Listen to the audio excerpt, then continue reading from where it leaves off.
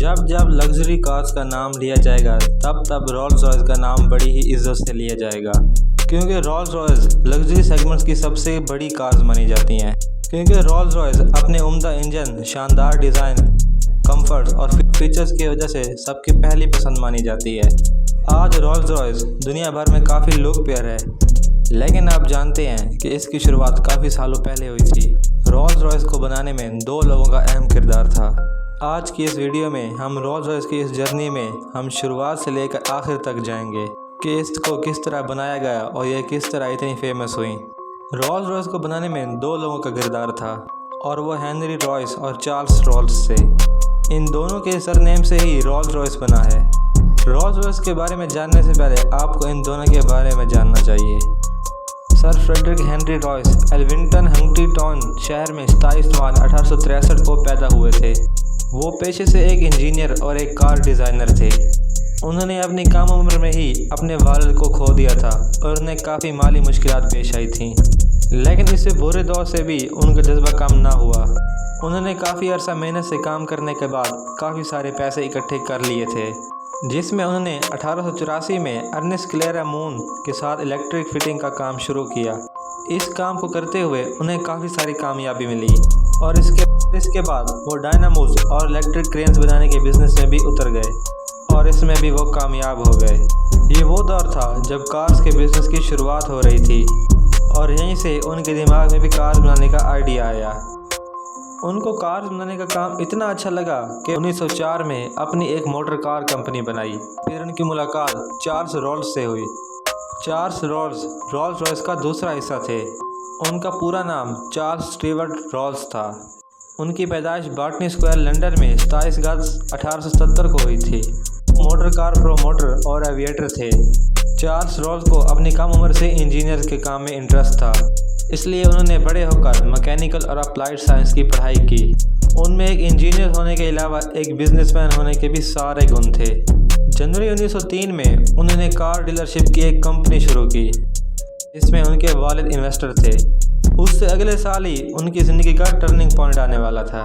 4 मई 1904 को Charles Rawls और Henry Royce पहली बार मिस्टर एडम्स के ज़रिए मिले। दोनों का कार्स के साथ इतना लगाव दोनों को साथ लाने के लिए काफ़ी था। 23 दिसंबर 1904 को दोनों ने एक एग्रीमेंट पर साइन किए और रोल्स रॉयस के नाम से अपनी एक कंपनी शुरू की। और थोड़ी ही अरसे के बाद रोल्स रॉयस की पहली कार रोल्स रॉयस 10 HP को लॉन्च किया गया और फिर यहाँ से शुरुआत हुई रोल्स रॉयस की। 2 साल बाद मार्च 1906 में रोल्स रॉयस लिमिटेड की शुरुआत की गई। इसमें रॉयस इंजीनियर थे और वहीं रोल्स का काम बिजनेस वगैरह करना था। इसी साल रोल्स रॉयस ने अपनी 6 सिलेंडर घोस्ट को लॉन्च किया और इसके बाद रोल्स रॉयस बहुत पॉपुलर हो गई। फिर इसे best car in the world कहा जाने लगा और अगले साल तक ही इसे बेस्ट इंजीनियरिंग के अवार्ड भी मिलते रहे। सब कुछ ठीक चल रहा था। फिर 1910 में मिस्टर चार्ल्स रॉयस की डेथ के बाद रोल्स रॉयस का सारा जिम्मा हेनरी रॉयस पर आ गया, जिसको उन्होंने बखूबी निभाया। कंपनी का शुरू से फोकस रहा था कि वो गाड़ी की ज़्यादा से ज़्यादा डिटेल्स पर काम करेंगे। इससे हुआ यूँ कि गाड़ी पर बहुत ज़्यादा काम की वजह से गाड़ियों की कीमतें भी बढ़ गईं। इस वजह से माशरे के अमीर लोग या अथॉरिटी पर काम कर रहे हों वही ये ले सकते थे।